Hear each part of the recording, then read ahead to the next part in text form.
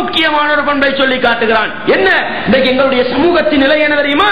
ஹஸ்ரத் சொல்லிவிட்டாரப்பா, தலையிலே தொப்பி இருக்கிறது, முகத்திலே தாடி இருக்கிறது, ஜுப்பா போட்டிருக்கிறார், அவர் சொன்னா பிழை வருமா, அவர் சொன்னால் சரி என்று கண்மூடித்தனமாக பின்பற்றுகின்ற ஒரு மோசமான நிலை வந்திருக்கிறது சகோதரர்களே. அல்லாஹ் என்ன சொல்கிறான் தெரியுமா? அந்த பண்பு வரக்கூடாது. சொல்லப்பட்டதை எல்லாம் பின்பற்றுவார்கள் என்று அல்லாஹ் சொல்லவில்லை. சொல்லப்பட்டதில் மிகச் சிறந்ததை பின்பற்றுவார்கள். எது சகோதரர்களை மிகச் சிறந்தது? வார்த்தைகளில் சிறந்தது அல்லாஹ்வுடைய வார்த்தை, நடைமுறைகளில் சிறந்தது நபிகளார் ஸல்லல்லாஹு அலைஹி வஸல்லம் வாழ்க்கை வழிமுறை. எனவே நான் பேசுகின்ற பேச்சை காது தாழ்த்தி கேளுங்கள் சகோதரர்களே. யார் உங்களுக்கு இஸ்லாத்தை சொன்னாலும் பரவாயில்லை, யார் இஸ்லாத்தை படித்து தந்தாலும் பரவாயில்லை, காது தாழ்த்தி கேளுங்கள். குர்ஆன் ஹதீஸுடைய ஆதாரத்தோடு பேசுகிறாரா?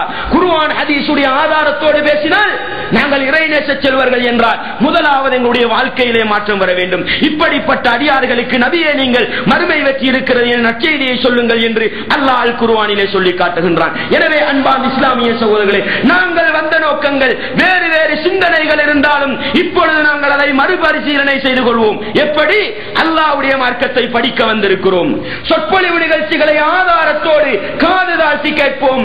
குர்ஆன் ஹதீஸின் அடிப்படையில் எனக்கு அறிவுரைகள் சொல்லப்பட்டால் அதன் மூலம் நான் வாழ்க்கையிலே மாற்றத்தை ஏற்படுத்திக் கொள்வேன் என்றார் அன்பான இஸ்லாமிய சகோதரர்களே, மறுமை வெற்றிக்குரியவர்களின் கூட்டத்தில் நாங்களும் பெயர் பதித்துக் கொள்ள முடியும். மூன்றாவது பண்பு என்ன சகோதரர்களே? அல்லாஹ் செய்த இந்த நிஅமத்துக்கு நானும் நீங்களும் நன்றி செலுத்தும் முகமாக எங்களிடத்தில் வர வேண்டிய மூன்றாவது பண்பு என்ன? நபிகளார் ஸல்லல்லாஹு அலைஹி வஸல்லம் அவர்கள் ஹஜ்ஜத்துல் வதாவிலே இலட்சக்கணக்கான நபித்தோழர்கள் நபித்தோழிகளை ஒன்று திரட்டி என்ன பொறுப்பு கொடுத்தார்கள் சகோதரர்களே? பல்லிகு அன்னி வலவ் ஆயா, என்னை பற்றி உங்களுக்கு ஒரு செய்தி தெரிந்தாலும் எத்தி வையுங்கள் என்று சொன்னார்கள். அன்பார்ந்த இஸ்லாமிய சகோதரர்களே, இந்த மஜ்லிஸிலே அமர்ந்து, இந்த மாநாட்டிலே அமர்ந்து ஒரு குர்ஆன் வசனத்தை படித்தோம், ஒரு ஹதீஸை படித்தோம். அல்லாஹ்வுக்கு நாங்கள் எப்படி நன்றி செலுத்துவது? அல்ஹம்துலில்லாஹ். ஒரு குர்ஆன் வசனத்தை படித்தேன், ஒரு ஹதீஸை படித்தேன், கடமை முடிந்து விட்டதா சகோதரர்களே? முடியாது, முடியாது. அந்த குர்ஆன் வசனத்துக்கும் ஹதீஸுக்கும் நன்றி செலுத்த வேண்டுமா? வாழ்க்கையிலே அமுல்படுத்துவோம். எங்களுடைய உறவுகள் இருக்கிறார்கள், எங்களோடு கொடுக்கல் வாங்கல் செய்கின்ற எங்களுடைய சகோதர சகோதரிகள் இருக்கிறார்கள், எங்களோடு ஒரு அறையிலே எங்களோடு சேர்ந்து பழகுகின்ற தொழில் சகோதரர்கள் இருக்கிறார்கள். அன்பார்ந்த இஸ்லாமிய சகோதரர்களே, அவர்களுக்கு நாங்கள் எடுத்துச் சொல்லிக் கொடுப்போம், அறிவுரை செய்வோம். அதனூடாக அல்லாஹ்வுக்கு நன்றி செலுத்தி மறுமை வெற்றிக்குரியவர்களாக நாங்கள் வேர்வதித்துக் கொள்ள முயற்சி செய்ய வேண்டும். எனவே அன்பார்ந்த இஸ்லாமிய சகோதரர்களே, தாய்மார்களே, சகோதரிகளே, அல்லாஹ் எங்களோடு இரக்கப்பட்டு தந்த இந்த சந்தர்ப்பத்தை நாங்கள் தவற விட்டுவிடக் கூடாது. குர்ஆன் ஹதீஸின் அடிப்படையில் பேசப்படுகின்ற செய்திகளை காது தாழ்த்தி கேளுங்கள். குர்ஆன் ஹதீஸின் அடிப்படையில் வாழ்க்கையில் ஒரு மாற்றத்தை ஏற்படுத்திக் கொள்ளுங்கள். வாழ்க்கையிலே மாற்றத்தை ஏற்படுத்திய செய்திகளை அடுத்த சகோதர சகோதரிகளுக்கு எத்தி வைத்து பிரச்சாரத்திலே ஈடுபட்டு சத்திய பணியிலே ஈடுபட்டு மறுமை வெற்றிக்கு சொந்தக்காரர்களாக மாறிக்கொள்வதற்கு முயற்சி செய்யுங்கள். வல்லவன் ரஹ்மான் எங்கள் அனைவருக்கும் அதற்கு அருள் புரிய வேண்டும். அன்பார்ந்த இஸ்லாமிய சகோதரர்களே, முன்மாதிரி முஸ்லிம் பெண்மணிகள் எனக்கு கொடுக்கப்பட்டிருக்கிற தலைப்பு இதுவாக இருக்கிறது. அன்பார்ந்த இஸ்லாமிய சகோதரர்களே, ஆண்களுக்கு ஒரு நிலைப்பாடு இருக்கலாம். என்ன? முன்மாதிரி முஸ்லிம்கள் பெண்மணிகளை பற்றி பேச போகிறார், எங்களுக்கு என்னப்பா வேலை இருக்கிறது? அன்பார்ந்த இஸ்லாமிய சகோதரர்களே, நன்றாக பதிவு செய்து கொள்ளுங்கள். இந்த தலைப்பினுடைய நோக்கம் இரண்டாக இருக்க போகிறது.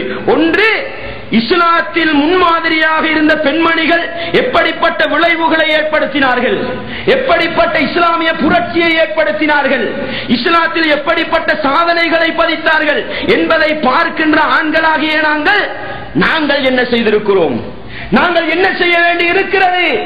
பெண்களை செய்தது போன்று ஒரு அரிக்கால்வாசியாவது நாங்கள் செய்திருக்கிறோமா என்பதை பற்றி சிந்தித்து பார்ப்பது ஆண்களுக்குரிய பொறுப்பு.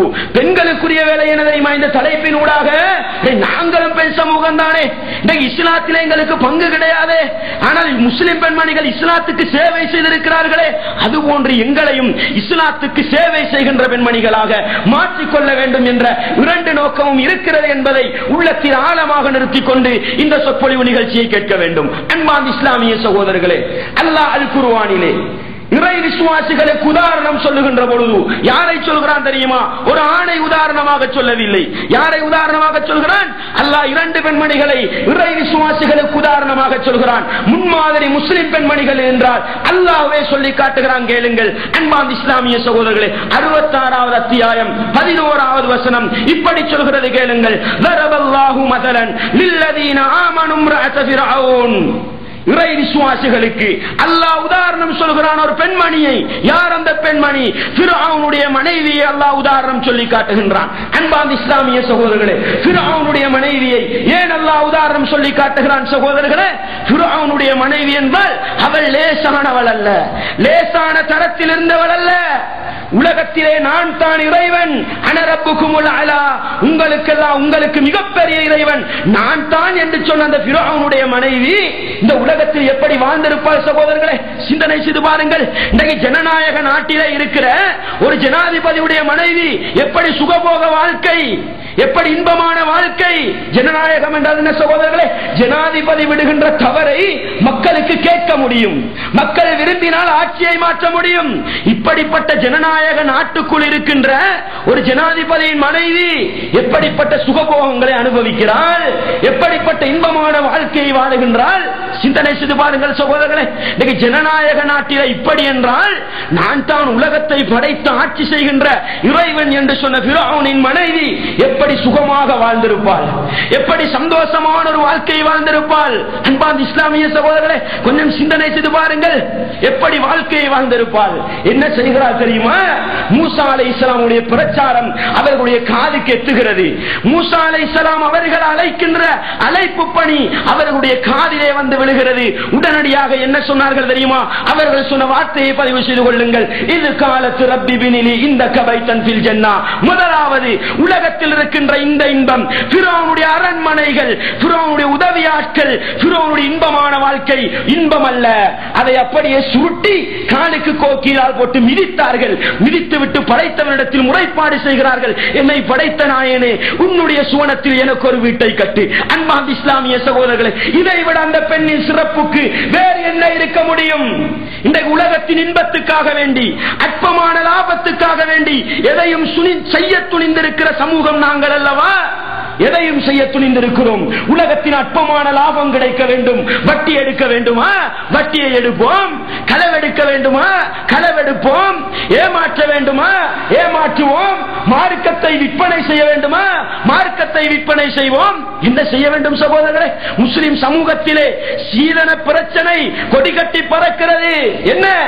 உலகத்தின் அற்பமான லாபத்தை அடைந்து கொள்ள வேண்டும், அற்பமான இன்பத்தை அடைந்து கொள்ள வேண்டும். இஸ்லாம் எப்படி போனாலும் பரவாயில்லை.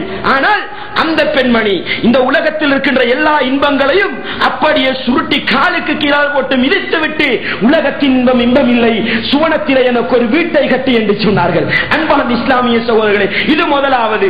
உலகத்தை இழப்பது என்பது அதுவும் யார்? ஒரு பெண்மணி.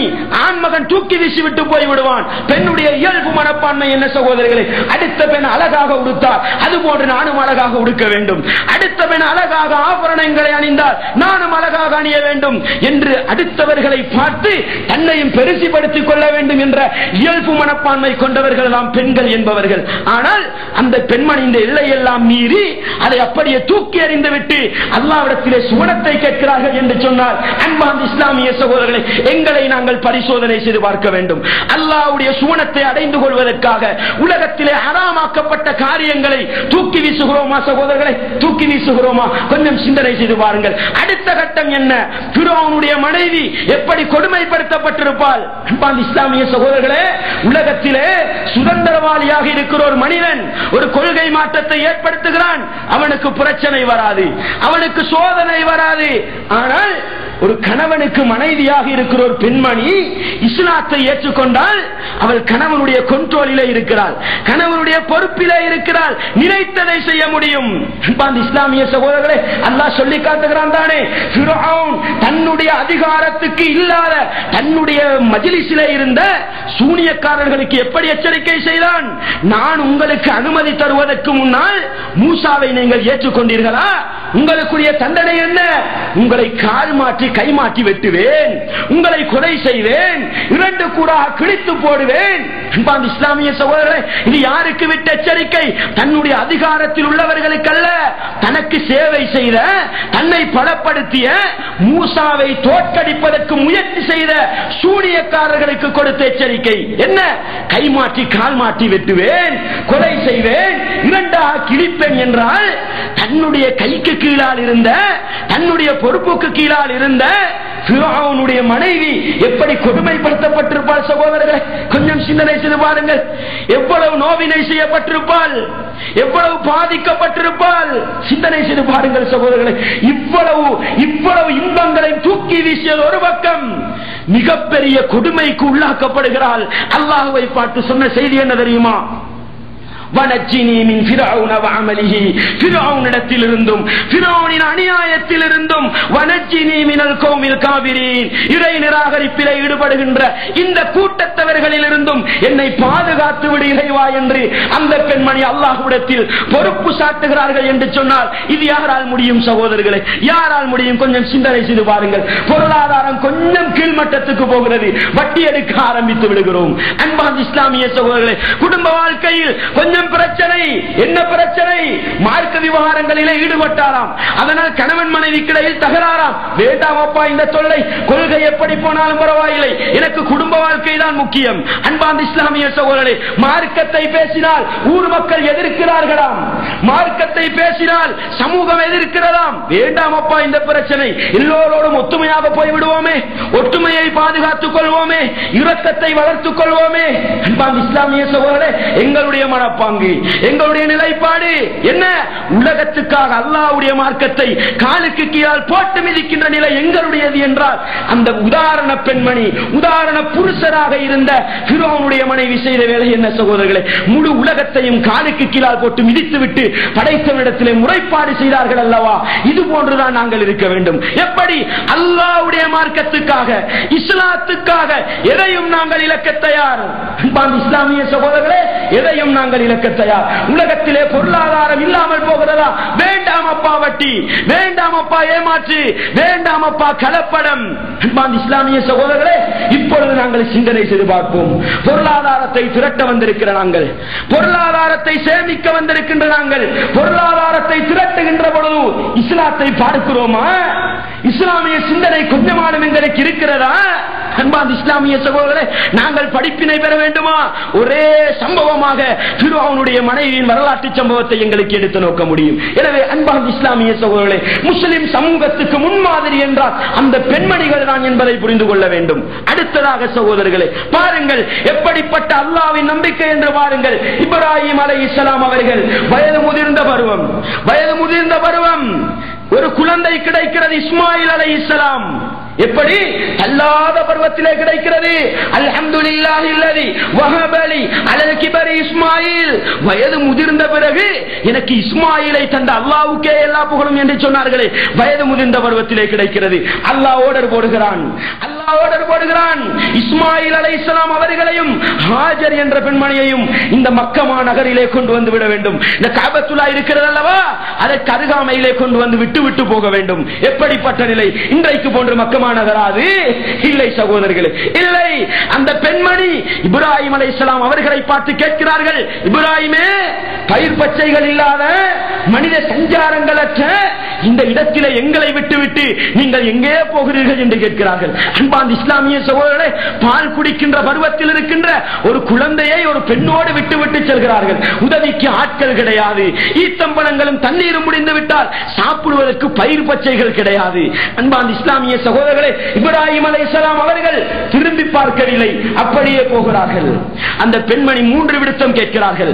கடைசியில் அந்த பெண்மணி கேட்கிறார்கள், அல்லாஹ் அமரக பிஹாதா, அல்லாஹ் இப்படி விட்டு விட்டு போக சொன்னான் என்று கேட்கிறார்கள். அப்பொழுதுதான் இப்ராஹிம் அலைஹிஸ்ஸலாம் அவர்கள் தன்னுடைய மனைவியை திரும்பி பார்த்து சொன்னார்கள், அல்லாஹ் தான் எனக்கு ஏவினான், இப்படி விட்டு விட்டு போக சொன்னான் என்று போன பொழுது அந்த ஈமானிய தாயின் வாயில் வந்த வார்த்தை என்ன தெரியுமா சகோதரர்களே? இதல்லா யுதையுன் அல்லாஹ், இதல்லா யுதையுன் அல்லாஹ். அல்லாஹ்வுடைய கட்டளையா இந்த இடத்திலே விட்டு விட்டு போகிறீர்கள்? அல்லாஹ் என்னை கைவிட மாட்டான் என்று சொன்னார்கள், அல்லாஹ் என்னை கைவிட மாட்டான் என்று சொன்னார்கள். எப்படிப்பட்ட ஈமான் என்று பாருங்கள் சகோதரர்களே, எப்படிப்பட்ட அல்லாஹ்வுடைய நம்பிக்கை என்று பாருங்கள். இன்றைக்கு இந்த நம்பிக்கை எங்களிடத்தில் இருக்கிறதா? இந்த ஈமானிய பற்றி எங்களிடத்தில் இருக்கிறதா?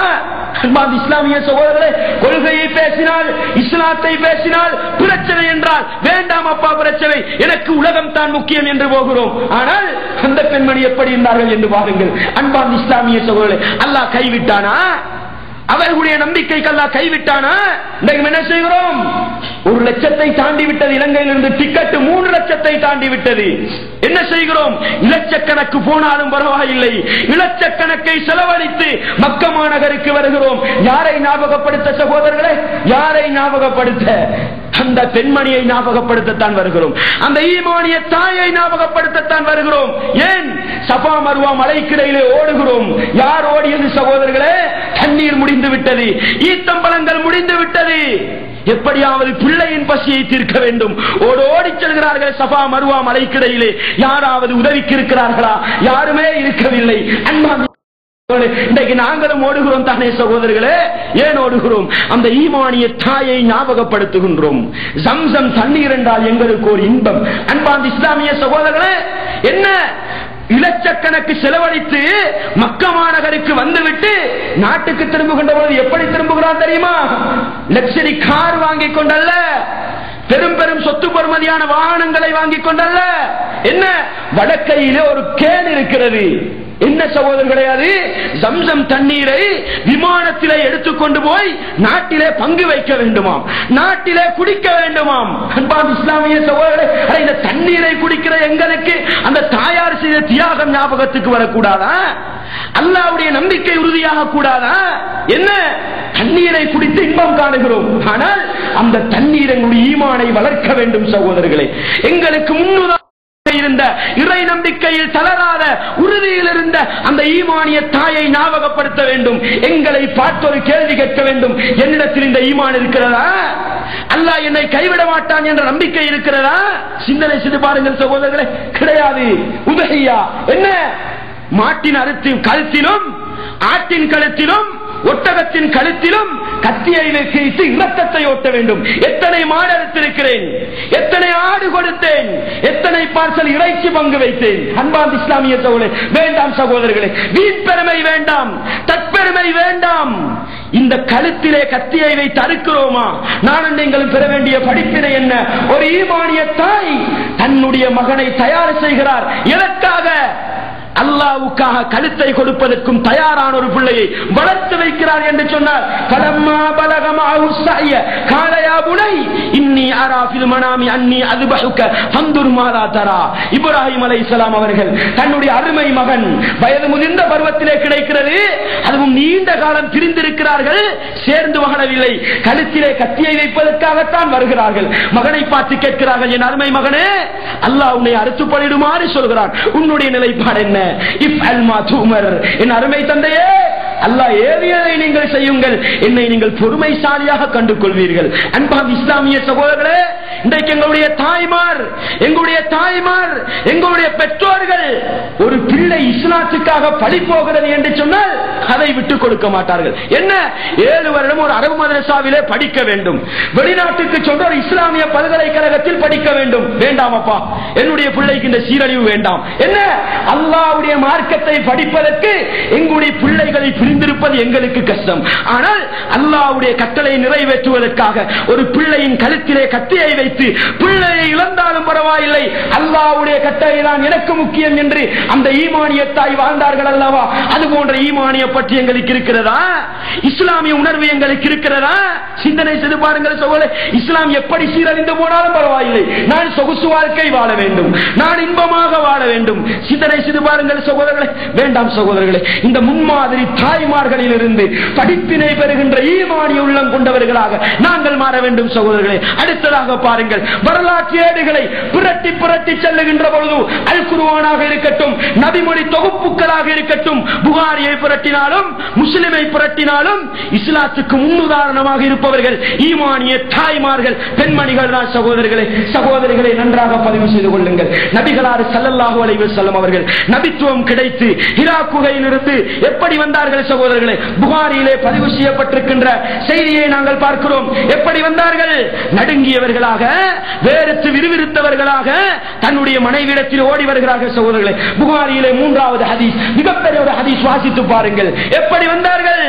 ஹதீஜா நாயகி தன்னுடைய மனைவியிடத்திலே வருகிறார்கள். அன்றைக்கு ஹதீஜா நாயகியை பொறுத்தவரை ஒரு முஸ்லிமாக இருக்கவில்லை. சகோதரர்களே, நபிகளார் அப்பொழுதுதான் நபித்துவத்தை எடுத்துக்கொண்டு மனைவியிடத்திலே வருகிறார்கள். ஆனால் ஹதீஜாவின் நிலைப்பாடு என்ன தெரியுமா? அல்லாஹ்வை பற்றி சரியாக நம்பி இருந்தார்கள்.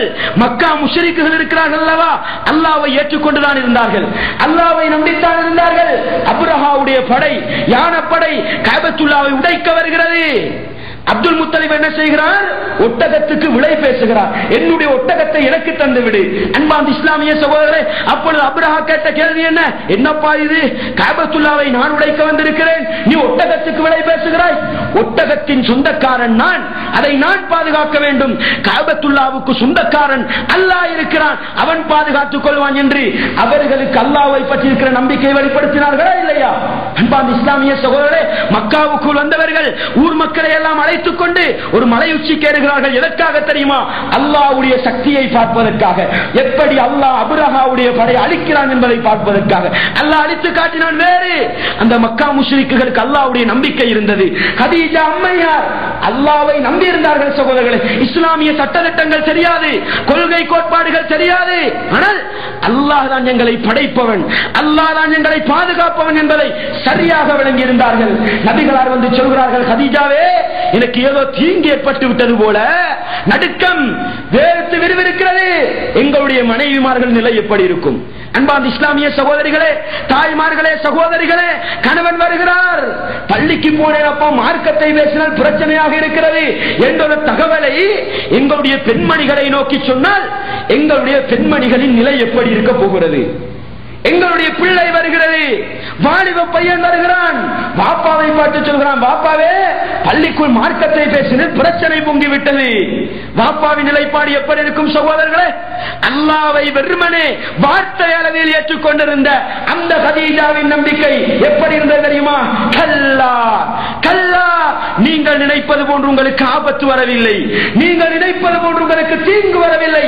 வல்லாஹி லா யுஹ்ஸீகல்லாஹு அபதா, அல்லாஹ்வின் மீது சத்தியமாக அல்லாஹ் உங்களை இழிவுபடுத்த மாட்டான், அல்லாஹ் உங்களை கேவலப்படுத்த மாட்டான்.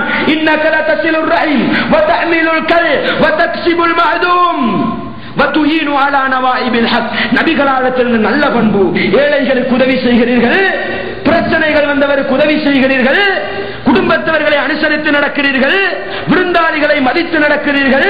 இப்படிப்பட்ட நல்ல பண்புகளை கொண்ட ஒரு மனிதரை அல்லாஹ் இழிவுபடுத்த மாட்டான் என்று நபிகளாரை ஆறுதல் படுத்தினார்கள் என்று சொன்னால், அன்பார்ந்த இஸ்லாமிய சகோதரர்களே, வார்த்தை அளவில் அல்லாஹ்வை நம்பி இருந்த அந்த கதீஜா அம்மையாருக்கு அல்லாஹ் மீது எவ்வளவு நம்பிக்கை இருந்தது என்று பாருங்கள்.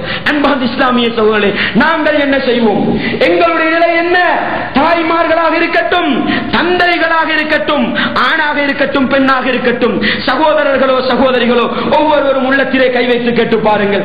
இஸ்லாத்தை நோக்கி ஒரு பிரச்சனையை சந்திக்க நேரிட்டால் எங்களுடைய வாயிலிருந்து வருகின்ற வார்த்தை என்ன? உனக்கு என்னப்பா தேவையில்லாத வேலை, உனக்கு என்னத்துக்கப்பா பிரச்சனை?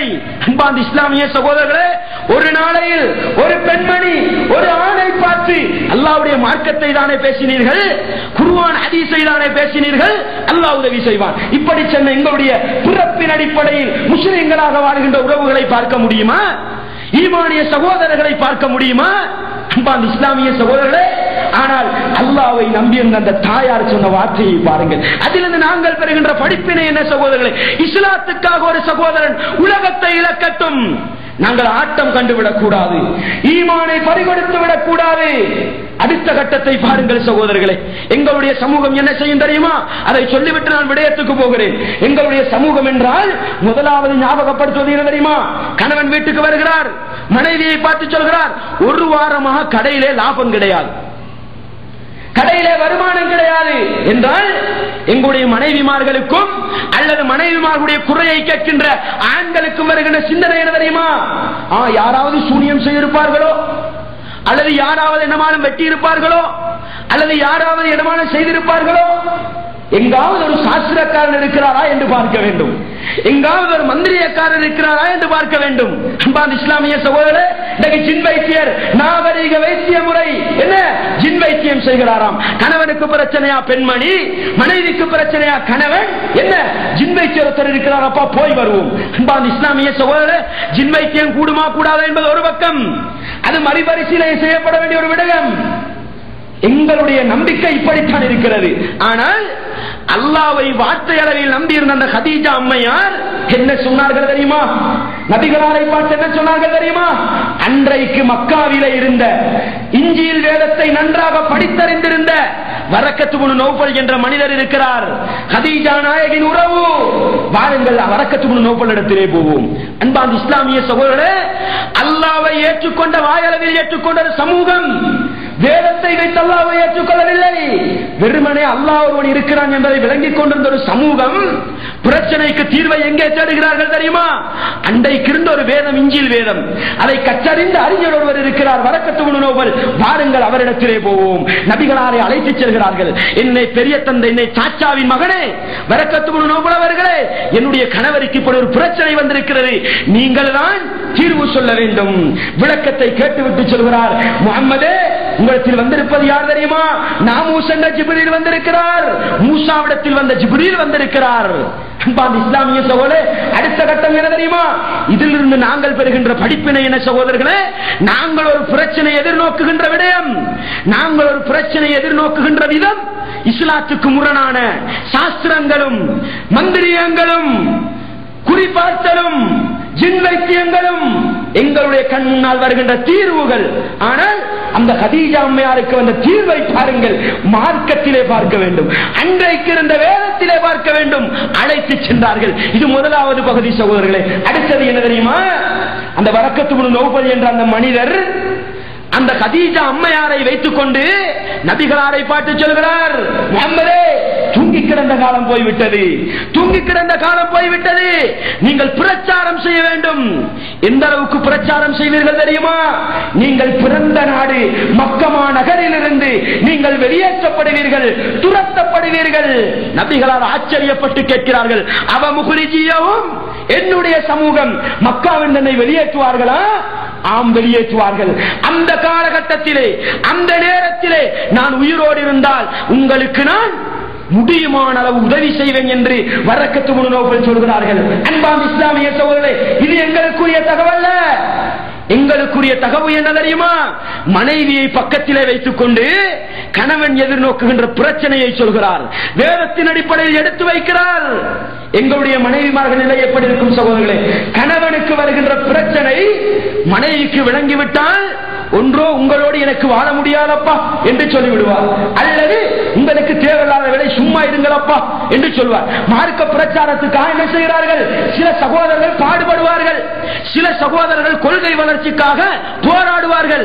பிரச்சனைகள் வருகின்ற பொழுது பிறப்பின் அடிப்படையில் முஸ்லிம்களாக இருக்கின்ற தாய்மார்கள் சொல்லுகின்ற வார்த்தை, வேண்டாம் அப்பா உங்களுக்கு, பேசாமல் இருங்கள் என்று சொல்வார்கள். இதுதான் ஆறுதல் படுத்துகின்ற விதம். மகன் கொள்கைக்காக போராடுகிறார், இஸ்லாமிய பிரச்சாரத்துக்காக பாடுபடுகிறார். ஒரு தந்தை மகனை பார்த்து சொல்லுகின்ற வார்த்தை, மகனே வேண்டாம் அப்பா, என்னத்துக்கப்பா இஸ்லாத்துக்காக பிரச்சனை? அன்பான இஸ்லாமிய சகோதரர்களே, இப்படித்தான் ஆறுதல் படுத்துவார். ஆனால் கதீஜா ரலியல்லாஹு அன்ஹா எப்படிப்பட்ட பொறுமைசாலி என்று பாருங்கள். கண் முன்னால் நபிகளாருக்கு சோதனை வரும். எந்த அளவுக்கு? பிறந்த நாட்டை விட்டு ஓட வேண்டி வரும். கதீஜா நாயகி அப்பொழுதுதான் அல்லாஹ்வை உறுதிப்படுத்திக் கொள்கிறார்கள். நபிகளாரின் ஊடாக, வேதத்தின் ஊடாக அல்லாஹ்வை உறுதிப்படுத்திக் கொண்டவர்கள்.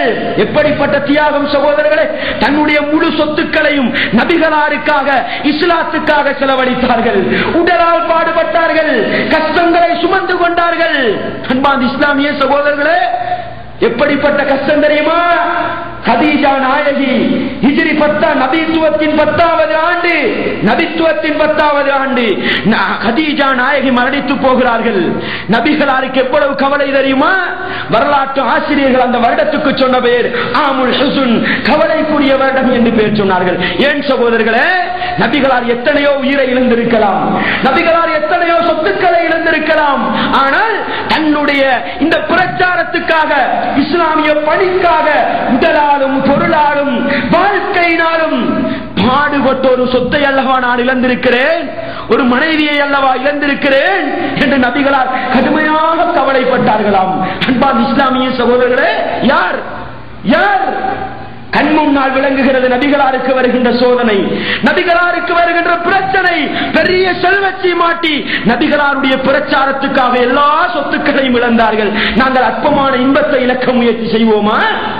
அற்பமான சந்தோஷத்தை என்ன? இரவிலே ஒரு மசூரா இருக்கிறதாம், கணவன் ஒரு மணி நேரத்துக்கு போய்விட்டார், மனைவிக்கு பொறுக்க முடியாது.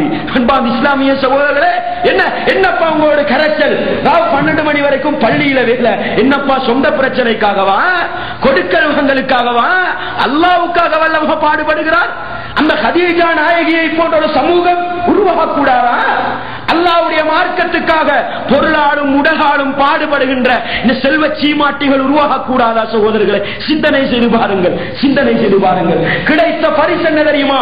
உலகத்திலே சுவன இன்பத்தை கண்டார்கள். நபிகளார் ஸல்லல்லாஹு அலைஹி வஸல்லம் அவர்கள் ஒரு நாள் வீட்டிலே இருக்கிறார்கள். ஜிப்ரீல் அலைஹிஸ்ஸலாம் அவர்கள் வருகிறார்கள். எப்படி தெரியுமா? வந்து சொல்கிறார்கள், ஹாதிஹி கதீஜா, ஹாதிஹி கதீஜா கத் அத்தக்க மஅஹா இனாஉன் ஃபீஹி இதாமுன் அவ் தஆமுன் அவ் ஷராப். இதோ கதீஜா பெண்மணி இருக்கிறார்கள், நபியே இப்பொழுது உங்களிடத்திலே வருவார்கள், தண்ணீரையோ உணவையோ எடுத்துக்கொண்டு உங்களிடத்திலே வருவார்கள். வந்தால் ஃபக்ரா அலைஹிஸ்ஸலாம், அவருக்கு ஸலாத்தை எத்தி வையுங்கள். கதீஜா பெண்மணிக்கு ஸலாத்தை எத்தி வையுங்கள். யார் சகோதரர்களே சலாம் சொல்வது? யார் யாருக்கு சலாம் சொல்வது? நாட்டின் ஜனாதிபதி எங்களுக்கு சலாம் சொன்னால் எவ்வளவு பெரிய சந்தோஷம். அன்பார்ந்த இஸ்லாமிய சகோதரர்களே, வெளிநாட்டிலிருந்து பிரச்சாரத்துக்கு வந்தவர்களோடு ஓரிரு வார்த்தைகள் பேச கிடைத்தால் எவ்வளவு சந்தோஷம். என்ன கிடைக்க கூடாது எங்களுக்கு கிடைத்து விட்டது. அப்படித்தானே சகோதரர்களே, அந்த கதீஜா அம்மையாருக்கு யார் தெரியுமா சலாம் சொன்னது? மின் ரப்பிஹா வ மின்னி என்று சொன்னார்கள். படைத்தவன் ரப்பு அல்லாஹ் கதீஜாவுக்கு சலாம் சொன்னதாக சொல்லுங்கள். ஜிப்ரீல் அலைஹிஸ்ஸலாம் மலக்குமார்களுக்கெல்லாம் தலைவர், வஹ்யை கொண்டு வருகின்ற அந்த ஜிப்ரீல் சலாம் சொன்னதாக சொல்லுங்கள் என்று கதீஜாவுக்கு இவ்வளவு பெரிய பாக்கியம். சகோதரர்களே சிந்தனை செய்து பாருங்கள். எதனால் கிடைத்தது? உலகத்தினால் கிடைத்ததா? உலக இன்பத்தினால் கிடைத்ததா? உலகத்தில் இருக்கின்ற சந்தோஷத்தினால் கிடைத்ததா? இல்லை சகோதரர்களே. பபஷிர்ஹா பிபைத்தின் ஃபில் ஜன்னah லா ஸகப ஃபீஹா வலா நஸப். சூனத்தில் ஒரு வீடு கட்டப்படுவதாக நன்மாராயம் சொல்லுங்கள். அந்த வீட்டிலே பிரச்சனைகள் கிடையாது, அந்த வீட்டிலே சலசலப்புகள் கிடையாது, அந்த வீட்டிலே கஷ்டம் கிடையாது. அப்படிப்பட்ட ஒரு வீடு சூனத்திலே கட்டப்படுவதாக கதீஜாவுக்கு நன்மாராயம் சொல்லுங்கள் என்று ஜிப்ரீல் அலைஹிஸ்ஸலாம் சொல்லிவிட்டு போனார்களே சகோதரர்களே, எவ்வளவு பெரிய இன்பம் என்று பாருங்கள். உலகத்தை இழந்தார்கள், உலகத்தை அல்லாஹ்வுக்காக அர்ப்பணித்தார்கள், உலகத்தை இஸ்லாத்துக்காக அர்ப்பணித்தார்கள், நபிகளாருடைய பிரச்சாரத்துக்காக உலகத்தை இழந்தார்கள். கிடைத்த பரிசு என்ன தெரியுமா? உலகத்திலே அல்லாஹ்வுடைய பொருத்தத்தை கண்டு கொண்டார்கள், அல்லாஹ்வுடைய ஸலாத்துக்கு பதில் சொல்லுகின்ற பாக்கியத்தை அடைந்து கொண்டார்கள். சுவனத்திலே தனக்குரிய இருப்பிடத்தை கண்டுவிட்டு உலகத்தை விட்டு மரணித்தார்கள் என்று சொன்னால், அன்பார்ந்த இஸ்லாமிய சகோதரர்களே, நாங்கள் பெறுகின்ற படிப்பினை என்ன? நாங்கள் பெறுகின்ற படிப்பினை என்ன? உலகம் நோக்கம் அல்ல சகோதரர்களே, உலகம் நோக்கம் அல்ல. உலகத்துக்காக நாங்கள் வாழ வந்தவர்கள் அல்ல. அல்லாஹ்வுடைய மார்க்கம் இந்த உலகத்திலே வாழ வேண்டும், இல்லாவிட்டால் நாங்கள் வாழ்வதில் அவசியம் கிடையாது. அல்லாஹ்வுடைய மார்க்கம் இந்த உலகத்திலே நிலைநாட்டப்படாவிட்டால் நாங்கள் ஒரு நிமிடம் இந்த உலகத்தில் வாழ்வதில் பெருமதி கிடையாது சகோதரர்களே, பெருமதி கிடையாது. இன்றைக்கு அல்லாஹ்வுடைய மார்க்கத்திலே இஸ்லாத்திலே எவ்வளவு புதுமைகளும் எவ்வளவு நூதனங்களும் தலைவிரித்தாடுகிறது சகோதரர்களே. அந்த கதீஜா நாயகிக்கு இருந்த ஒரு ஆர்வத்தில் ஒரு சொத்து எங்களுக்கு இருக்கிறதா? ஒரு சிறுக்கை கலைந்தறிய வேண்டும், ஒரு விதத்தை கிழித்தறிய வேண்டும் என்ற கவலை இருக்கிறதா எங்களுக்கு? இல்லை சகோதரர்களே, இல்லை. எப்படி மார்க்கம் கெட்டு போனாலும் பரவாயில்லை, என்னுடைய நிம்மதி பாதுகாக்கப்பட வேண்டும், என்னுடைய தலைமைத்துவம் பாதுகாக்கப்பட வேண்டும், சமூகத்திலே செல்வாக்கு பாதுகாக்கப்பட வேண்டும். இப்படி அல்லவா நாங்கள் வாழ்கிறோம்? நாங்கள் முன்மகரி சமூகமா? எங்களை பார்த்த ஒரு சமூகம் இஸ்லாத்துக்கு வரப்போகிறதா? சிந்தனை செய்து பாருங்கள் சகோதரர்களே, சிந்தனை செய்து பாருங்கள். எனவே அன்பார்ந்த இஸ்லாமிய சகோதரர்களே, முன்மாதிரி சமூகத்தில் இருந்து நிறைய படிப்பினை பெற வேண்டியிருக்கிறது. ஆனால் வரலாற்றை புரட்டவில்லை நாங்கள், இஸ்லாத்தை படிக்கவில்லை நாங்கள், சஹாபாக்கள் சஹாபி பெண்மணிகளுடைய வரலாற்றை திறந்து பார்க்கவில்லை. இஸ்லாம் எங்களுக்கு தெரியாது சகோதரர்களே. புகாரியை எத்தனை பேர் நாங்கள் திறந்து பார்த்திருக்கிறோம்? முஸ்லிமை எத்தனை பேர் நாங்கள் திறந்து பார்த்திருக்கிறோம்? என்ன பிள்ளை பிறந்தால் அப்துல்லா என்று பேர் வைக்க வேண்டுமா? பிள்ளை பிறந்தால் பாத்திமா என்று பேர் வைக்க வேண்டுமா? பிள்ளை பிறந்தால் ஆயிஷா என்று பேர் வைக்க வேண்டுமா? அன்பார்ந்த இஸ்லாமிய சகோதரர்களே, பேர் வைப்பதில் இஸ்லாம் கிடையாது சகோதரர்களே, பேர் வைப்பதில் இஸ்லாம் கிடையாது, பேர் வைப்பதில் இஸ்லாம் கிடையாது சகோதரர்களே. அந்த இஸ்லாமிய வாழ்க்கையை கட்டி காப்பதுதான் மறுமை வெற்றிக்கு சொந்தக்காரர்களுக்குரிய அடையாளம் என்பதை புரிந்து கொள்ள வேண்டும். அன்பான இஸ்லாமிய சகோதரர்களே, உம்மு சுலைம் ரலியல்லாஹு அன்ஹா இன்னொரு வீரத்தாய், உலகத்திலே சுவனத்தில் கால் பதிவைத்தவர்கள், உலகத்திலே சுவனத்தில் நடந்து காட்டியவர்கள். அந்த உம்மு சுலைம் ரலியல்லாஹு அன்ஹா ஒரு வாலிப பெண்மணி. தாய்மார்களே சகோதரர்களே, ஒரு வாலிப பெண்மணி. நபிகளார் ஸல்லல்லாஹு அலைஹி வஸல்லம் அவர்கள் மதீனாவுக்கு வருகிறார்கள் என்ற செய்தி கேள்விப்படுகிறது. மதீனாவுக்கு வருகிறார்கள் என்ற செய்தி கேள்விப்படுகிறது. தன்னுடைய அருமை மகன் அனஸ் அவர்களை அழைத்துக் கொண்டு மதீனாவின் எல்லை கோடோடி வருவார்களாம். ஒவ்வொரு நாளும் வருவார்கள், நபிகளாரை கண்டுகொள்ள முடியவில்லை, திரும்பி போய் விடுவார்கள். ஒரு நாள் வீட்டிலே இருக்கிறார்கள், நபிகளார் வந்த செய்தி கேள்விப்படுகிறது. அன்பான இஸ்லாமிய சகோதரர்களே, உடனடியாக தன்னுடைய அருமை மகன் அனஸை இறுக்கி பிடித்தவர்கள் நபிகளாருடைய மஜ்லிஸுக்கு ஓடோடி வருகிறார்கள். புகாரியிலே பதிவு செய்யப்பட்டிருக்கிறது, அல்லாஹ்வின் தூதரே, என்னுடைய மகனை உங்களுக்கு வேலைக்காரனாக வைத்துக் கொள்ளுங்கள், என்னுடைய மகனை உங்களுக்கு சேவகனாக வைத்துக் கொள்ளுங்கள். அன்பான இஸ்லாமிய சகோதரர்களே, சிந்தனை செய்து பாருங்கள். யார் அல்லாஹ்வுடைய மார்க்கம் குடிநோண்டி புதைக்கப்படுகிறது, இஸ்லாம் சிதைக்கப்படுகிறது, இஸ்லாமிய சிந்தனை வரவில்லை. என்னுடைய மகன் நபிகளாருக்கு சேவை செய்ய வேண்டும் உணர்வு வரவில்லை சகோதரர்களே. ஆனால் ஹதீஜா, அந்த உம்மு சுலைம் என்ற அந்த வாலிப பெண்மணி தன்னுடைய மகனை அழைத்துக் கொண்டு ஓடோடி வந்தார்கள். எதற்காக சகோதரர்களே? நபிகளாரிடத்திலிருந்து ஏதாவது பிடுங்கிக் கொள்வதற்காகவா? சொத்து செல்வங்களை எடுத்துக் கொள்வதற்காகவா? இல்லை சகோதரர்களே, உங்களுக்கு வேலைக்காரனாக வைத்துக் கொள்ளுங்கள். அனஸ் ரலியல்லாஹு அன்ஹு அவர்கள் சொன்னார்கள், நபிகளாருக்கு நான் 10 வருடம் வேலை செய்தேன். 10 வருடம் என்றால் என்ன சகோதரர்களே? மதீனாவுக்கு நபிகளார் வந்ததிலிருந்து நபிகளார் மரணிக்கும் வரைக்கும் தாய்க்கு வேலைக்காரனாக இருக்கவில்லை, தாய்க்கு சேவகனாக இருக்கவில்லை, நபிகளாருடைய மார்க்கத்துக்கு சேவகனாக இருந்திருக்கிறார். சிந்தனை செய்து பார்ப்போம் சகோதரர்கள். எங்களுடைய பிள்ளைகள் இஸ்லாத்துக்கு சேவை செய்கின்ற பிள்ளைகளாக வளர வேண்டும் என்று ஆசைப்படுகின்ற பெற்றோர்கள் நம்மில் எத்தனை பேர் இருக்கிறோம்? சிந்தனை செய்து பாருங்கள். என்னுடைய மகன் பெரிய ஒரு பட்டப்படிப்பிலே பட்டம் பெற்று விட்டான் என்று சொன்னால் அதை பார்த்து சந்தோஷப்படுகிறோம் சகோதரர்களே. சந்தோஷப்படுங்கள், உலகம் தேவைதான், உலகம் தேவைதான். ஆனால் கொஞ்சமாவது அவரிடத்தில் மார்க்கத்தின் பற்றி எந்த அளவுக்கு இருக்கிறது? சிந்தனை. ஜிப்ரீல் அலைஹிஸ்ஸலாம் அவர்கள் வருகிறார்கள். எப்படி தெரியுமா? என்று சொன்னார்கள். படைத்தவன் ரப்பு அல்லாஹ் ஹதீஜாவுக்கு சலாம் சொன்னதாக சொல்லுங்கள். ஜிப்ரீல் அலைஹிஸ்ஸலாம் மலக்குமார்களுக்கெல்லாம் தலைவர், வஹ்யை கொண்டு வருகின்ற அந்த ஜிப்ரீல் சலாம் சொன்னதாக சொல்லுங்கள் என்று ஹதீஜாவுக்கு இவ்வளவு பெரிய பாக்கியம் சகோதரர்களே. சிந்தனை செய்து பாருங்கள். எதனால் கிடைத்தது? உலகத்தினால் கிடைத்ததா? உலக இன்பத்தினால் கிடைத்ததா?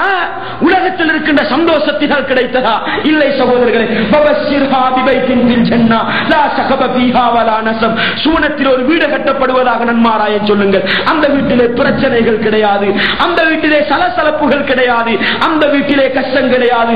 அப்படிப்பட்ட ஒரு வீடு சூனத்திலே கட்டப்படுவதாக ஹதீஜாவுக்கு நன்மாராயம் சொல்லுங்கள் என்று ஜிப்ரீல் அலைஹிஸ்ஸலாம் சொல்லிவிட்டு போனார்களே சகோதரர்களே. எவ்வளவு பெரிய இன்பம் என்று பாருங்கள். உலகத்தை இழந்தார்கள், உலகத்தை அல்லாஹ்வுக்காக அர்ப்பணித்தார்கள், உலகத்தை இஸ்லாத்துக்காக அர்ப்பணித்தார்கள், நபிகளாருடைய பிரச்சாரத்துக்காக உலகத்தை இழந்தார்கள். கிடைத்த பரிசு என்ன தெரியுமா? உலகத்திலே அல்லாஹ்வுடைய பொருத்தத்தை கண்டு கொண்டார்கள், அல்லாஹ்வுடைய ஸலாத்துக்கு பதில் சொல்லுகின்ற பாக்கியத்தை அடைந்து கொண்டார்கள். சுவனத்திலே தனக்குரிய இருப்பிடத்தை கண்டுவிட்டு உலகத்தை விட்டு மரணித்தார்கள் என்று சொன்னால், அன்பார்ந்த இஸ்லாமிய சகோதரர்களே, நாங்கள் பெறுகின்ற படிப்பினை என்ன? நாங்கள் பெறுகின்ற படிப்பினை என்ன? உலகம் நோக்கம் அல்ல சகோதரர்களே, உலகம் நோக்கம் அல்ல. உலகத்துக்காக நாங்கள் வாழ வந்தவர்கள் அல்ல. அல்லாஹ்வுடைய மார்க்கம் இந்த உலகத்திலே வாழ வேண்டும், இல்லாவிட்டால் நாங்கள் வாழ்வதில் அவசியம் கிடையாது. அல்லாஹ்வுடைய மார்க்கம் இந்த உலகத்திலே நிலைநாட்டப்படாவிட்டால் நாங்கள் ஒரு நிமிடம் இந்த உலகத்தில் வாழ்வதில் பெருமதி கிடையாது சகோதரர்களே, பெருமதி கிடையாது. இன்றைக்கு அல்லாஹ்வுடைய மார்க்கத்திலே, இஸ்லாத்திலே எவ்வளவு புதுமைகளும் எவ்வளவு நூதனங்களும் தலைவிரித்தாடுகிறது சகோதரர்களே. அந்த கதீஜா நாயகிக்கு இருந்த ஒரு ஆர்வத்தில் ஒரு சொட்டு எங்களுக்கு இருக்கிறதா? ஒரு சிறுக்கை கலைந்தறிய வேண்டும், ஒரு விதத்தை கிழித்தறிய வேண்டும் என்ற கவலை இருக்கிறதா எங்களுக்கு? இல்லை சகோதரர்களே, இல்லை. எப்படி மார்க்கம் கெட்டு போனாலும் பரவாயில்லை, என்னுடைய நிம்மதி பாதுகாக்கப்பட வேண்டும், என்னுடைய தலைமைத்துவம் பாதுகாக்கப்பட வேண்டும், சமூகத்திலே செல்வாக்கு பாதுகாக்கப்பட வேண்டும். இப்படி அல்லவா நாங்கள் வாழ்கிறோம்? நாங்கள் முன்மகளிர் சமூகமா? எங்களை பார்த்த ஒரு சமூகம் இஸ்லாத்துக்கு வரப்போகிறதா? சிந்தனை செய்து பாருங்கள் சகோதரர்களே, சிந்தனை செய்து பாருங்கள். எனவே அன்பார்ந்த இஸ்லாமிய சகோதரர்களே, முன்மாதிரி சமூகத்தில் இருந்து நிறைய படிப்பினை பெற வேண்டியிருக்கிறது. ஆனால் வரலாற்றை புரட்டவில்லை நாங்கள், இஸ்லாத்தை படிக்கவில்லை நாங்கள், சஹாபாக்கள் சஹாபி பெண்மணிகளுடைய வரலாற்றை திறந்து பார்க்கவில்லை. இஸ்லாம் எங்களுக்கு தெரியாது சகோதரர்களே. புகாரியை எத்தனை பேர் நாங்கள் திறந்து பார்த்திருக்கிறோம், முஸ்லிமை எத்தனை பேர் நாங்கள் திறந்து பார்த்திருக்கிறோம். என்ன, பிள்ளை பிறந்தால் அப்துல்லா என்று பேர் வைக்க வேண்டுமா, பிள்ளை பிறந்தால் பாத்திமா என்று பேர் வைக்க வேண்டுமா, பிள்ளை பிறந்தால் ஆயிஷா என்று பேர் வைக்க வேண்டுமா? அன்பான இஸ்லாமிய சகோதரர்களே, பேர் வைப்பதில் இஸ்லாம் கிடையாது சகோதரர்களே, பேர் வைப்பதில் இஸ்லாம் கிடையாது, பேர் வைப்பதில் இஸ்லாம் கிடையாது சகோதரர்களே. அந்த இஸ்லாமிய வாழ்க்கையை கட்டி காப்பதுதான் மறுமை வெற்றிக்கு சொந்தக்காரர்களுக்குரிய அடையாளம் என்பதை புரிந்து கொள்ள வேண்டும். அன்பான இஸ்லாமிய சகோதரர்களே, உம்மு சுலைம் ரலியல்லாஹு அன்ஹா இன்னொரு வீரத்தாய், இன்னொரு வீரத்தாய். உலகத்திலே சுவனத்தில் கால் பதிவைத்தவர்கள், உலகத்திலே சுவனத்தில் நடந்து காட்டியவர்கள் அந்த உம்மு சுலைம் ரலியல்லாஹு அன்ஹா ஒரு வாலிப பெண்மணி. தாய்மார்களே சகோதரர்களே, ஒரு வாலிப பெண்மணி. நபிகளார் ஸல்லல்லாஹு அலைஹி வஸல்லம் அவர்கள் மதீனாவுக்கு வருகிறார்கள் என்ற செய்தி கேள்விப்படுகிறது, மதீனாவுக்கு வருகிறார்கள் என்ற செய்தி கேள்விப்படுகிறது. தன்னுடைய அருமை மகன் அனஸ் அவர்களை அழைத்துக் கொண்டு மதீனாவின் எல்லை கோடோடி வருவார்களாம். ஒவ்வொரு நாளும் வருவார்கள், நபிகளாரை கண்டுகொள்ள முடியவில்லை, திரும்பி போய் விடுவார்கள். ஒரு நாள் வீட்டிலே இருக்கிறார்கள், நபிகளார் வந்த செய்தி கேள்விப்படுகிறது. அன்பான இஸ்லாமிய சகோதரர்களே, உடனடியாக தன்னுடைய அருமை மகன் அனஸை இறுக்கி பிடித்தவர்கள் நபிகளாருடைய மஜ்லிஸுக்கு ஓடோடி வருகிறார்கள். புகாரியிலே பதிவு செய்யப்பட்டிருக்கிறது, அல்லாஹ்வின் தூதரே, என்னுடைய மகனை உங்களுக்கு வேலைக்காரனாக வைத்துக் கொள்ளுங்கள், என்னுடைய மகனை உங்களுக்கு சேவகனாக வைத்துக் கொள்ளுங்கள். அன்பான இஸ்லாமிய சகோதரர்களே, சிந்தனை செய்து பாருங்கள். யார் அல்லாஹ்வுடைய மார்க்கம் குழி தோண்டி புதைக்கப்படுகிறது, இஸ்லாம் சிதைக்கப்படுகிறது, இஸ்லாமிய சிந்தனை வரவில்லை. என்னுடைய மகன் நபிகளாருக்கு சேவை செய்ய வேண்டும் உணர்வு வரவில்லை சகோதரர்களே. ஆனால் ஹதீஜா, அந்த உம்மு சுலைம் என்ற அந்த வாலிப பெண்மணி தன்னுடைய மகனை அழைத்துக் கொண்டு ஓடோடி வந்தார்கள். எதற்காக சகோதரர்களே? நபிகளாரிடத்திலிருந்து ஏதாவது பிடுங்கிக் கொள்வதற்காகவா, சொத்து செல்வங்களை எடுத்துக் கொள்வதற்காகவா? இல்லை சகோதரர்களே, உங்களுக்கு வேலைக்காரனாக வைத்துக் கொள்ளுங்கள். அனஸ் ரலியல்லாஹு அன்ஹு அவர்கள் சொன்னார்கள், நபிகளாருக்கு நான் 10 வருடம் வேலை செய்தேன். 10 வருடம் என்றால் என்ன சகோதரர்களே? மதீனாவுக்கு நபிகளார் வந்ததிலிருந்து நபிகளார் மரணிக்கும் வரைக்கும் தாய்க்கு வேலைக்காரனாக இருக்கவில்லை, தாய்க்கு சேவகனாக இருக்கவில்லை, நபிகளாருடைய மார்க்கத்துக்கு சேவகனாக இருந்திருக்கிறார். சிந்தனை செய்து பார்ப்போம் சகோதரர்கள். எங்களுடைய பிள்ளைகள் இஸ்லாத்துக்கு சேவை செய்கின்ற பிள்ளைகளாக வளர வேண்டும் என்று ஆசைப்படுகின்ற பெற்றோர்கள் நம்மில் எத்தனை பேர் இருக்கிறோம்? சிந்தனை செய்து பாருங்கள். என்னுடைய மகன் பெரிய ஒரு பட்டப்படிப்பிலே பட்டம் பெற்று விட்டான் என்று சொன்னால் அதை பார்த்து சந்தோஷப்படுகிறோம் சகோதரர்கள். சந்தோஷப்படுங்கள், உலகம் தேவைதான், உலகம் தேவைதான். ஆனால் கொஞ்சமாவது அவரிடத்தில் மார்க்கத்தின் பற்றி எந்த அளவுக்கு இருக்கிறது சிந்தனை செய்து பார்த்திருக்கிறோமா? நபிகளாரை நேசிப்பது எந்த அளவுக்கு இருக்கிறது சிந்தனை செய்து பார்த்திருக்கிறோமா சகோதரர்களே? அந்த பெண்மணிக்கு இருந்த ஆசையை பாருங்கள். எனக்கு வேலை செய்யாவிட்டால் பரவாயில்லை அப்பா, நபிகளாருக்கு வேலை செய்ய என்று கொண்டு போய் விட்டார்கள் தானே சகோதரர்களே. எங்களுடைய பிள்ளைகளை இஸ்லாத்தின் வளர்ச்சிக்காக விடக்கூடியவர்களாக நாங்கள் இருக்கிறோமா? இல்லை.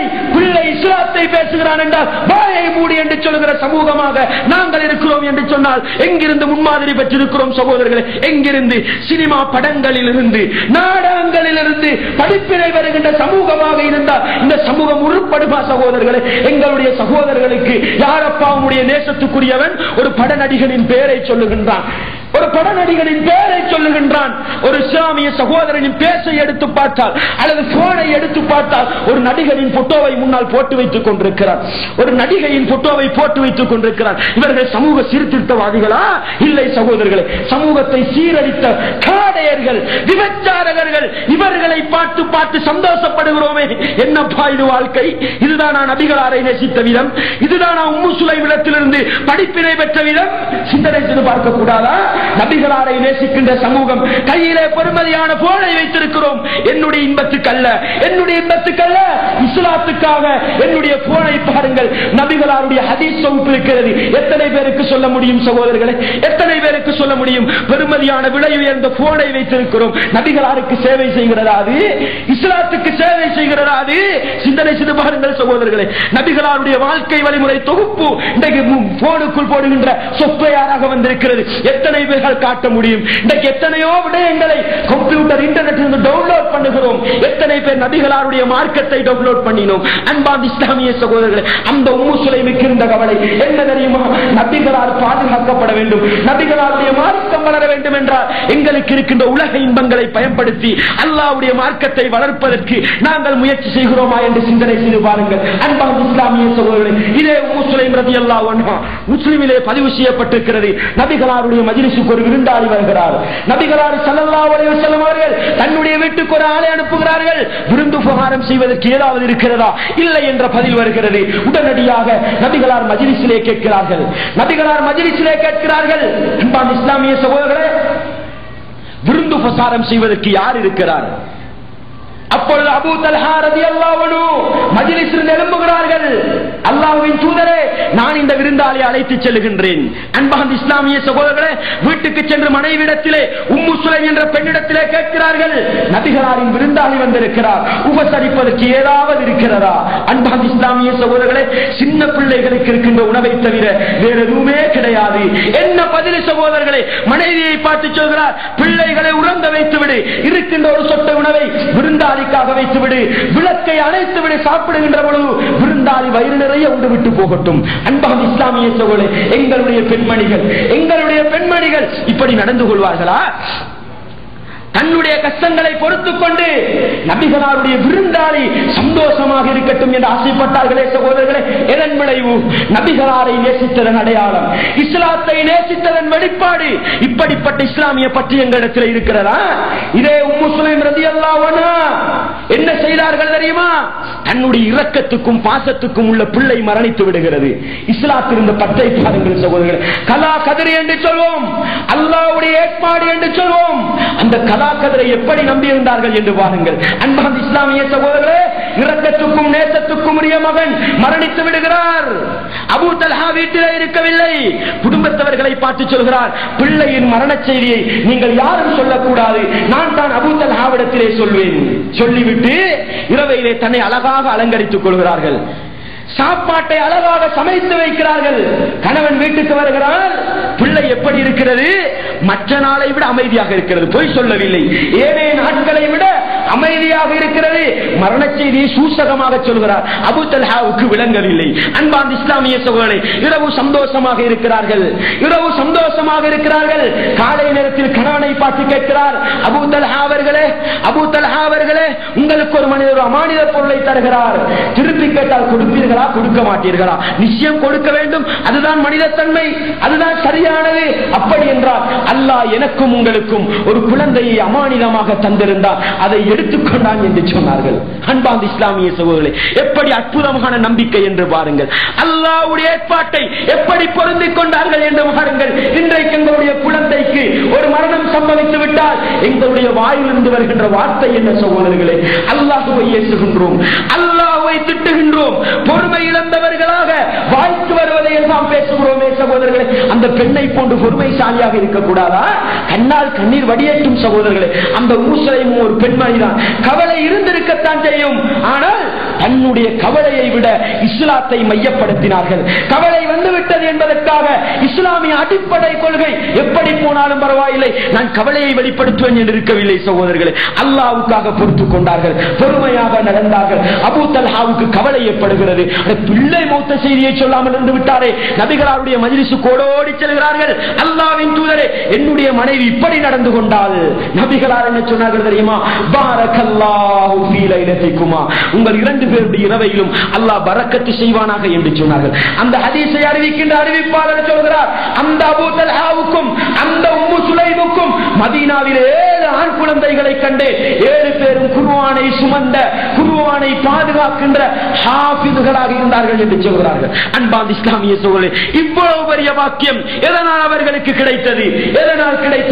அல்லாஹ்வுடைய ஏற்பாட்டை பொருந்திக் கொண்டார்கள், அல்லாஹ்வுடைய கலாக்கதிரை பொருந்திக் கொண்டார்கள். இன்றைக்கு எங்களுடைய நிலைப்பாடப்படியா இருக்கிறது. பிள்ளைக்கு சரியான காய்ச்சலாம், பிள்ளைக்கு சரியான வயிற்றுப்போக்காம், பிள்ளை அதிகமாக அழுகிறதாம். என்ன இஸ்லாம் சொல்கிறது?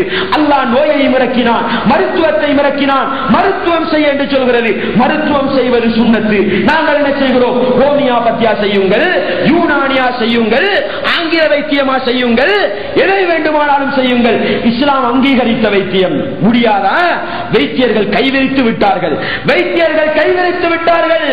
இஸ்லாமிய சகோதரர்களே, எங்களுடைய நிலைப்பாடு என்ன? ஈமானை பறிகொடுத்தாவது பிள்ளையின் குணத்தை காண வேண்டும். ஈமானை சாகடித்தாவது பிள்ளையை உயிர் வாழ வைக்க வேண்டும். அதற்காக என்ன செய்கிறோம்? தேசிக்காய் வெட்ட தயாராகி விடுகிறோம். நடக்கிறதா இல்லையா சகோதரர்களே? சூனியம் வெட்ட தயாராகி விடுகிறோம். நடக்கிறதா இல்லையா? ஜின் வைத்தியம், ஏமாற்று வைத்தியம், ஈமானை பறிக்கின்ற வைத்தியம் சகோதரர்களே.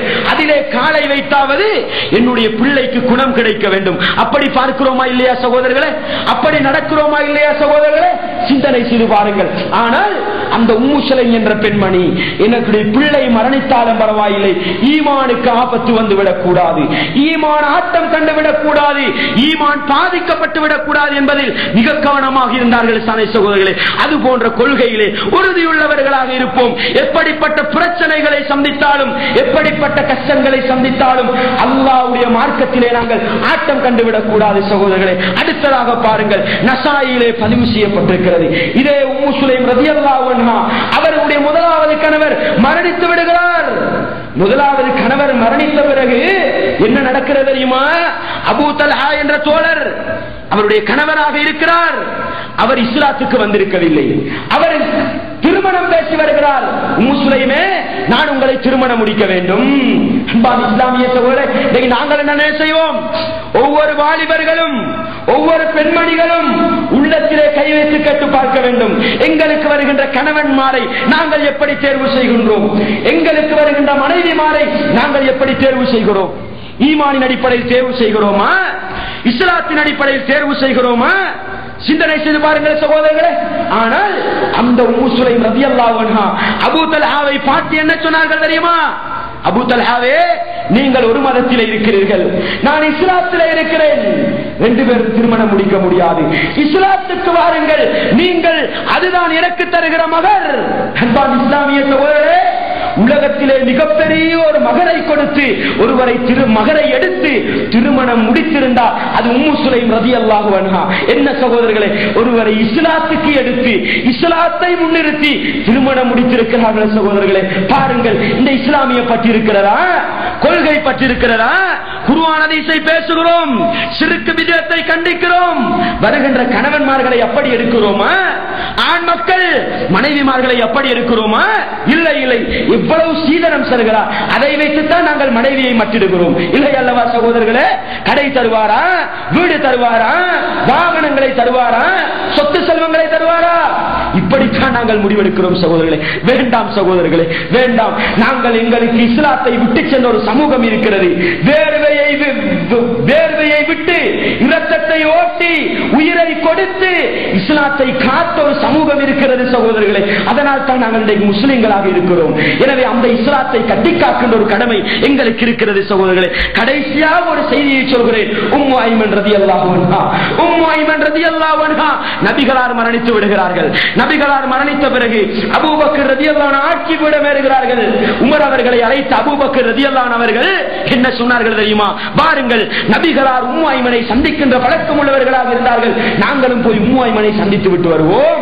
ஒரு வயசாளியாக இருந்தார்கள். அன்பான இஸ்லாமிய சகோதரர்களே, இரண்டு பேரும் உம்மு ஐமன் என்ற பெண்மணியை சந்திக்க போகிறார்கள். இரண்டு நபித்தோழர்களை கண்டவுடனே அந்த பெண்ணின் கண்ணிலிருந்து கண்ணீர் கொட்டுகிறது. பெண்ணின் கண்ணிலிருந்து கண்ணீர் கொட்டுகிறது. அப்பொழுது இரண்டு நபித்தோழர்களும் சொன்னார்கள், உம்மு ஐமன் அவர்களே, ஏன் அழுகிறீர்கள்? நபிகளார் மரணித்ததற்காக அழுகிறீர்கள்? வேண்டாம், அவருக்கு உலகத்தை விட நிறைய இன்பங்களை அல்லாஹ் சுவனத்திலே வைத்திருக்கிறார் என்று சொன்ன பொழுது அந்த ஈமானிய தாய், இஸ்லாமிய உணர்வு மிக்க தாய் என்ன சொன்னார்கள் தெரியுமா? நபிகளார் மரணித்ததற்காக நான் அழவில்லை, அவருக்கு உலகத்தை விட அல்லாஹ் மறுமையிலே இன்பத்தை கொடுத்திருக்கிறார், அது எனக்கு நன்றாக தெரியும். ஏன் நான் அழுகிறேன் தெரியுமா? வஹி நின்று போய்விட்டது அல்லவா? உலகத்துக்கும் அல்லாஹ்வுக்கும் இருந்த தொடர்பு இல்லாமல் போய்விட்டது அல்லவா? எங்களை நேர்வழிப்படுத்த வந்த வஹி நின்று போய்விட்டது அல்லவா? அதற்காக அழுகிறேன் என்று சொன்னார்கள். அந்த பெண்மணியோடு சேர்ந்து அபூபக்கர், உமர் ரலியல்லாஹு அன்ஹுமா இரண்டு பேரும் பெண்களும் அழ ஆரம்பித்து விட்டார்கள். அன்பார்ந்த இஸ்லாமிய சகோதரர்களே, அந்த பெண்மணிகளுக்கு இருந்த உணர்வை பாருங்கள். இன்றைக்கு எங்களுடைய உணர்வு என்ன? நபிகளார் பிறந்த தினம் விழா கொண்டாடுவோம், சந்தோஷமாக உண்டு கழிப்போம். வேண்டாம் சகோதரர்களே, நபிகளாரை நேசிப்பதற்கு இது அடையாளம் அல்ல. நபிகளார் இறந்த தினமா ஏன் கொண்டாட வேண்டும்? அன்பார்ந்த இஸ்லாமிய சகோதரர்களே, அந்த சஹாபாக்கள் இஸ்லாத்தை கொண்டு போய் ஒரு மனிதனுடைய பிறப்பிலோ இறப்பிலோ வைக்கவில்லை. எங்கே வைத்தார்கள் தெரியுமா? இஸ்லாம் உயிர் வாழ்கிறதா இல்லையா? நபிகளார் மரணித்தார்கள், அதனால் ஏற்பட்ட நஷ்டம் என்ன? வஹி நின்று போய்விட்டது.